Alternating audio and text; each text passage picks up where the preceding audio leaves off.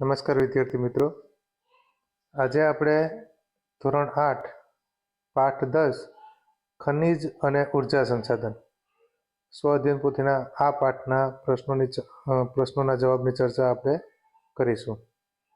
પહેલો પ્રશ્ન છે કે નીચે આપેલા દરેક પ્રશ્ન માટે આપેલ વિકલ્પમાંથી સાચો વિકલ્પ શોધી અને લખો. એનો પહેલો પેટા પ્રશ્ન કે નીચેનામાંથી કયું વિધાન સાચું નથી. મતલબ એવો થાય કે નીચે આપેલા જે વિધાનો છે એમાંથી 3 વિધાનો સાચા છે, જ્યારે એક વિધાન છે એ ખોટું છે. એટલે આપણે ખાસ ધ્યાન રાખવું કે જે વિધાન લાગુ પડતું નથી તેને આપણે જવાબ તરીકે પસંદ કરવાનું રહેશે. તો જવાબ આવશે ડી. ગુજરાતમાં ખનિજ તેલનું સૌથી વધુ ઉત્પાદન રાજકોટ જિલ્લામાં થાય છે. ખરેખર ગુજરાતમાં સૌથી વધારે મોટું તેલ ક્ષેત્ર છે એ અંકલેશ્વર છે, એટલે આ જવાબ છે એ આપણે આ રીતે સમજીને લખવું. બીજો પેટા પ્રશ્ન છે કે નીચેનામાંથી કયું ઈંધણ પર્યાવરણને વધુ અનુકૂળ ગણાય છે. તેનો જવાબ આવશે ડી. સીએનજી. સીએનજીનું પૂરું નામ થશે કમ્પ્રેસ્ડ નેચરલ ગેસ. ત્રીજો પ્રશ્ન છે આપણા ઘરની જરૂરિયાતની વીજળી શાના દ્વારા સરળતાથી ઉત્પાદિત કરી શકીએ છીએ. તો સોલાર પેનલ દ્વારા. કારણ કે સોલાર પેનલ છે એ આપણે આપણા ઘરની છત પર લગાવી અને આપણા ઘર પૂરતી વીજળી ઉત્પન્ન આપણે કરી શકીએ. ચોથો પ્રશ્ન છે ઘર પર સોલાર પેનલ ફિટ કરી વીજળી ઉત્પાદનને પ્રોત્સાહન આપવા માટે નીચેનામાંથી કઈ યોજના હાલ અમલમાં છે. તો એમાં જવાબ આવશે એ. પીએમ સૂર્યઘર મુફત બિજલી યોજના. અહીંયા બાય મિસ્ટેક જવાબ નોંધ કરવાનો રહી ગયો, એટલે આપણે જવાબ નોંધ કરીશું એ. પાંચમો પ્રશ્ન છે નીચેનામાંથી કયું ખનિજ આપણી સ્ટેશનરીની વસ્તુમાં જોવા મળે છે. તો ગ્રેફાઇટ. ગ્રેફાઇટ એ પેન્સિલમાં વપરાતું એક ખનિજ છે.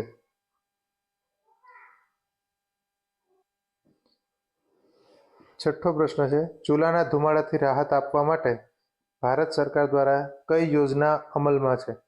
તો જવાબ આવશે પ્રધાનમંત્રી ઉજ્જવલા યોજના, જેની અંદર મહિલાઓને સરકાર દ્વારા મફતમાં ચૂલાના કનેક્શન એટલે કે ગેસના એલપીજી કનેક્શન આપવામાં આવેલા. સાતમો પ્રશ્ન છે ઘરમાં રસોઈ બનાવવા માટે પાઇપલાઇન દ્વારા કયો ગેસ પૂરો પાડવામાં આવે છે. તો જવાબ આવશે એ. PNG, pipe natural gas. ઉપરના તમામ ગેસના ઓપ્શન છે, પરંતુ પાઇપલાઇન દ્વારા જે ગેસ મોકલવામાં આવે એને પીએનજી તરીકે ઓળખવામાં આવે. આઠમો પ્રશ્ન નીચેનામાંથી કઈ ઉર્જા અખૂટ અને પ્રદૂષણ મુક્ત છે. તો જવાબ આવશે સૌર ઉર્જા. નવમો પ્રશ્ન ભરતી ઉર્જા ઉત્પન્ન કરવા માટે નીચેનામાંથી કયું સ્થળ સૌથી વધુ અનુકૂળ છે. તો જવાબ આવશે સમુદ્ર કિનારે.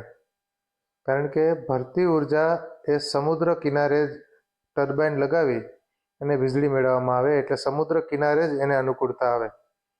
દસમો પ્રશ્ન છે સૌર ઉર્જા સંદર્ભે નીચેનામાંથી કયું વિધાન સુસંગત નથી. તો અહીંયા પણ આપણે પ્રથમ પ્રશ્નની જેમ જ નીચેના વિધાનોમાં 3 વિધાનો છે એ સાચા છે, એટલે આપણે એક વિધાન છે એને જે સુસંગત નથી એટલે કે બંધ બેસતું નથી, એવો જવાબ છે ડી. સૌર ઉર્જા એ પ્રદૂષણયુક્ત ઉર્જા સ્ત્રોત છે. હવે આપણે પ્રશ્ન 2 છે કે નીચેની ખાલી જગ્યા પૂરો. તો પેટા પ્રશ્ન 1 ખનિજોના અશુદ્ધ સ્વરૂપને ખાલી જગ્યા કહે છે. તો જવાબ આવશે અયસ્ક. બીજો પ્રશ્ન છે રાષ્ટ્રીય અર્થતંત્રની ધોરી નસ ખાલી જગ્યા છે. તો એમાં આવશે ખનિજો. ગુજરાતમાં સૌ પ્રથમ ખનિજ તેલ ખાલી જગ્યા ખાતેથી પ્રાપ્ત થયું હતું. તો જવાબ આવશે લુણેજ. લુણેજ એ આણંદ જિલ્લાની અંદર આવેલું એક ખનિજ તેલ ક્ષેત્ર છે, જે ગુજરાતમાં સૌ પ્રથમ પ્રાપ્ત થયેલું. ચોથો પ્રશ્ન છે બાયોગેસના ઉત્પાદનમાં ગુજરાતનો ક્રમ દેશમાં ખાલી જગ્યામાં છે. તો દ્વિતીય. હવે આપણે પ્રશ્ન નંબર 3 યોગ્ય જોડકા જોડો. તો એની અંદર આપણે વિભાગ અ અને વિભાગ બ આપેલા છે. તો આપણે અ વિભાગનો સાચો જવાબ જે આવતો હોય એ આપણે પસંદ કરવાનો છે. ઉદાહરણ તરીકે પ્રથમ છે તાપ વિદ્યુત. તો તાપ વિદ્યુત છે એ આપણે શેમાંથી મળે? તો કોલસા દ્વારા મળતું વિદ્યુત છે. બીજું છે જળ વિદ્યુત. તો એ આવશે મોટા બંધો ઉપર ટર્બાઇન લગાવી અને એના દ્વારા વીજળી મેળવવામાં આવે, એટલે બીજા સામે આવશે ડી. ત્રીજું છે અણુ વિદ્યુત. તો એની સામે આવશે રિએક્ટર. ચોથું છે ભૂતાપીય ઉષ્મા ઉર્જા.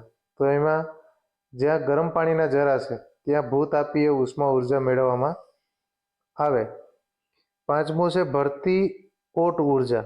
તો ભરતી અને ઓટ ઉર્જા છે એ સમુદ્ર કિનારે મળે, એટલે એની સામે જવાબ આવશે એ. હવે આપણે પ્રશ્ન 4 ખોટો શબ્દ ચેકી વિધાન ફરીથી લખો. તો એનો પહેલો પ્રશ્ન છે કોલસો એ ધાતુમય અધાતુમય ખનિજ છે. તો કોલસો છે એ અધાતુમય છે ખનિજ છે, એટલે આપણે ધાતુમય શબ્દને ચેકી વાક્ય ફરી લખીશું. પ્રશ્ન 2 લાકડું એ પરંપરાગત બિન પરંપરાગત ઉર્જા સ્ત્રોત છે. તો લાકડું એ આપણી પેઢી દર પેઢી જેને આપણે બળતણ તરીકે ઉપયોગ કરીએ છીએ, એટલે આપણું પરંપરાગત ઉર્જા સ્ત્રોત છે. તો આપણે બિન પરંપરાગત સ્ત્રોતને આપણે ચેકી નાખીશું. ત્રીજું વિધાન છે ખનિજ તેલ કોલસાને કાળું સોનું કહે છે. તો જવાબ આવશે ખનિજ તેલ, એટલે કોલસો શબ્દ છે એ ખોટો છે, તો આપણે એને ચેકી નાખીશું. ચોથું વિધાન દાંતીવાડા ખાતે બાયોગેસ અથવા તો ભરતી ઉર્જા ઉત્પન્ન કરવામાં આવે છે. તો એમાં દાંતીવાડા એ બાયોગેસ ઉત્પન્ન કરવા માટે જાણીતું સ્થળ છે, તો આપણે ભરતી ઉર્જા શબ્દ ચેકી નાખીશું અને વિધાન ફરી લખીશું. પાંચમું વિધાન છે વાહનોમાં ઈંધણ તરીકે પેટ્રોલ ડીઝલને બદલે સીએનજી પીએનજીનો ઉપયોગ વધારવો જોઈએ. તો વાહનોમાં ઈંધણ તરીકે આપણે સીએનજીનો ઉપયોગ કરી શકીએ, એટલે પીએનજી શબ્દ છે એ ખોટો છે, તો આપણે એને ચેકી નાખીશું અને વિધાનને ફરી લખીશું. હવે પીએનજી છે એને આપણે સમજીએ તો પીએનજી પણ એ એક ગેસનો પ્રકાર છે, પરંતુ પીએનજી એ ઘરમાં ગેસના કનેક્શન માટેનો ઉપયોગ થાય, એટલે એને આપણે વાહનમાં પેટ્રોલ ડીઝલને બદલે એનો ઉપયોગ કરી શકીએ નહીં. હવે પ્રશ્ન નંબર 5 વર્ગીકરણ કરો. અહીંયા મિત્રો તમારે ઉપર આપેલા જે શબ્દો છે કોલસો, સૌર ઉર્જા, પવન ઉર્જા, ખનિજ તેલ, ભૂતાપીય ઉષ્મા ઉર્જા, ભરતી ઓટ ઉર્જા અને કુદરતી વાયુ. તો આ આપેલ શબ્દનું વર્ગીકરણ આપણે ઉર્જાના પરંપરાગત સ્ત્રોતો અને ઉર્જાના બિન પરંપરાગત સ્ત્રોતો તરીકે કરવાનો છે. તો ઉર્જાના પરંપરાગત સ્ત્રોતમાં આપણે કોલસો, ખનિજ તેલ અને કુદરતી વાયુનો આપણે વિભાગ કરીશું. જ્યારે ઉર્જાના બિન પરંપરાગત સ્ત્રોત કે જેની અંદર સૌર ઉર્જા, પવન ઉર્જા, ભૂતાપીય ઉષ્મા ઉર્જા અને ભરતી ઓટ ઉર્જાનો સમાવેશ થશે. પ્રશ્ન નંબર 6 આપણે નીચે આપેલા પ્રશ્નોના જવાબ 1-2 વાક્યમાં આપો. તો પહેલો પેટા પ્રશ્ન છે કે આપની બેસવાની પાટલીમાં લાકડા સિવાય અન્ય કયા ખનિજનો ઉપયોગ થયેલ છે તે જણાવો. તો જવાબ આવશે કે અમારી બેસવાની પાટલીમાં લાકડા સિવાય અન્ય લોખંડ જેવા ખનિજનો ઉપયોગ થયેલો છે. બીજો પ્રશ્ન છે કે મોટરસાયકલ ચલાવવા માટે કયા ઉર્જા સ્ત્રોતોની જરૂર પડે છે. તો જવાબ આવશે કે મોટરસાયકલ ચલાવવા માટે ઉર્જા સ્ત્રોત તરીકે પેટ્રોલની જરૂર પડે છે. તો અહીંયા પ્રશ્ન બધા છે એ વિચાર માગી લેવા છે, એટલે આપણે થોડોક જવાબ લખતી વખતે ખાસ વિચારી અને પછી જવાબ લખવાનો હંમેશા પ્રયત્ન કરવો. ત્રીજો પ્રશ્ન છે તમારા જિલ્લામાં કયા કયા ખનિજ મળી આવે છે. તો આપણો જિલ્લો છે જુનાગઢ. તો જે વિદ્યાર્થીનો જિલ્લો અલગ હોય, જેમ કે કોઈનો રાજકોટ જિલ્લો હોય, કોઈનો ભાવનગર જિલ્લો હોય, કોઈનો પોરબંદર જિલ્લો હોય, કોઈનો અમદાવાદ જિલ્લો હોય, કોઈનો કચ્છ જિલ્લો હોય, તો પોતાના જિલ્લામાં મળી આવતા ખનિજોના નામ લખવા. જેમ કે અમારા જુનાગઢ જિલ્લાની અંદર અધાતુમય ખનિજ જેવા કે ચૂનાનો પથ્થર જેવા ખનિજો છે એ વધારે પ્રમાણમાં મળી આવે. જ્યારે કચ્છ જિલ્લાની અંદર પ્રશ્ન પૂછાય તો કચ્છ જિલ્લામાં કોલસાની ખાણો આવેલી છે, પછી ચૂનાના પથ્થર અથવા તો બીજી કોઈ ખનિજોના ખાણો આવેલી હોય, તો દરેક જિલ્લાના વિદ્યાર્થીઓએ પોતપોતાના જિલ્લામાં મળતા ખનિજોના નામ અહીંયા લખવા. પ્રશ્ન 4. ગુજરાતમાં કયા સ્થળે પવનચક્કીઓ સ્થાપિત કરવામાં આવેલ છે? તો ગુજરાતમાં દેવભૂમિ દ્વારકાના લાંબા ગામે અને કચ્છના માંડવીમાં, તેમજ તે સિવાય રાજકોટ જિલ્લો, પોરબંદર, સુરેન્દ્રનગર અને ગીર સોમનાથ જિલ્લામાં પણ પવનચક્કીઓ સ્થાપિત કરવામાં આવેલ છે. પ્રશ્ન 5. ગેડાનું પૂરું નામ જણાવો. તો ગેડા એટલે ગુજરાત એનર્જી ડેવલપમેન્ટ એજન્સી. છઠ્ઠો પ્રશ્ન છે, ગુજરાતમાં કયા કયા સ્થળોએ ગરમ પાણીના ઝરા આવેલ છે? તો ગુજરાતમાં લસુંદ્રા, ટુવા, ઉનાઈ અને તુલસીશ્યામ ખાતે ગરમ પાણીના ઝરા આવેલા છે. સાતમો પ્રશ્ન છે, બાયોગેસના ઉત્પાદનમાં કયું રાજ્ય પ્રથમ સ્થાન ધરાવે છે? તો બાયોગેસના ઉત્પાદનમાં ઉત્તર પ્રદેશ રાજ્ય એ પ્રથમ સ્થાન ધરાવે છે. ત્યાર પછીનો પ્રશ્ન છે, ટેલિફોન, રેડિયો, ટેલિવિઝન, રેફ્રિજરેટર અને એર કન્ડિશનર વગેરે બનાવવા માટે કઈ ધાતુઓનો ઉપયોગ થાય છે? તો જવાબ આવશે ટેલિફોન, રેડિયો, ટેલિવિઝન, રેફ્રિજરેટર અને એર કન્ડિશનર વગેરે બનાવવા માટે અબ્રખ ધાતુનો ઉપયોગ થાય છે. ઉર્જા સંસાધન એટલે શું?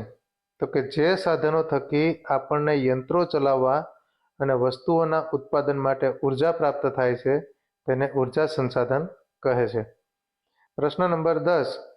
પવન ઉર્જા ઉત્પન્ન કરતા અગ્રણી દેશો કયા કયા છે? તો Germany, USA, Denmark, Spain, Bharat વગેરે પવન ઉર્જા ઉત્પન્ન કરતા અગ્રણી દેશો છે.